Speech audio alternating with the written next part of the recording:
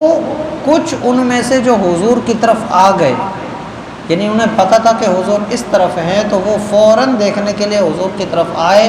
جب حضور کو دیکھا، تسلی ہوئی، وہیں ڈٹ گئے۔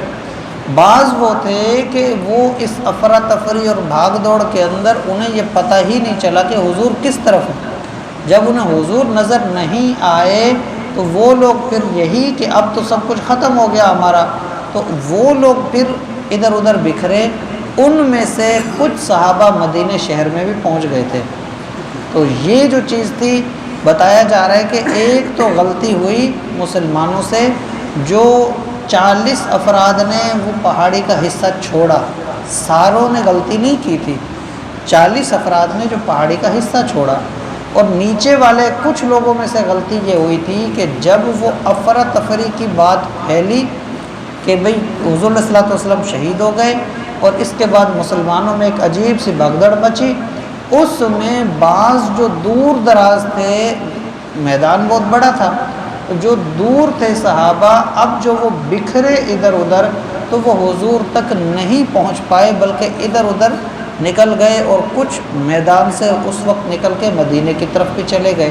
تو یہ غلطی ہوئی تھی کہ سب کو حضور کی طرف آنا چاہیے تھا، لیکن وہ حضور علیہ الصلوۃ والسلام کو اس افراتفری کے عالم میں دیکھ نہیں پائے۔ تو ان دو چیزوں کی وجہ سے یہ ہوا تھا۔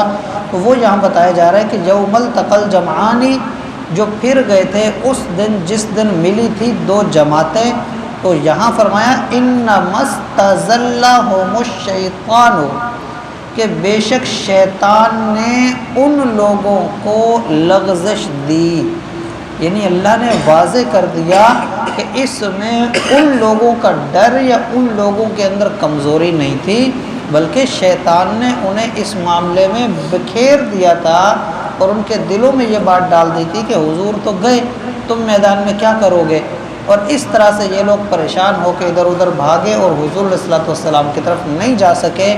اس میں ان صحابہ کرام کا قصور نہیں ہے،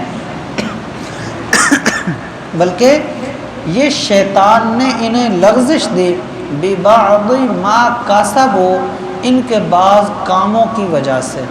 تو وہ علماء فرماتے کہ یہی چیز تھی کہ وہ جو کہا گیا نا کہ ان کی کچھ بات کی وجہ سے، تو وہ بات یہی تھی کہ ایک تو وہ درہ چھوٹا، اور دوسرا یہ حضور علیہ الصلوۃ والسلام کو افراتفری میں تلاش نہیں کر پائے، انہیں تلاش کرنا چاہیے تھا۔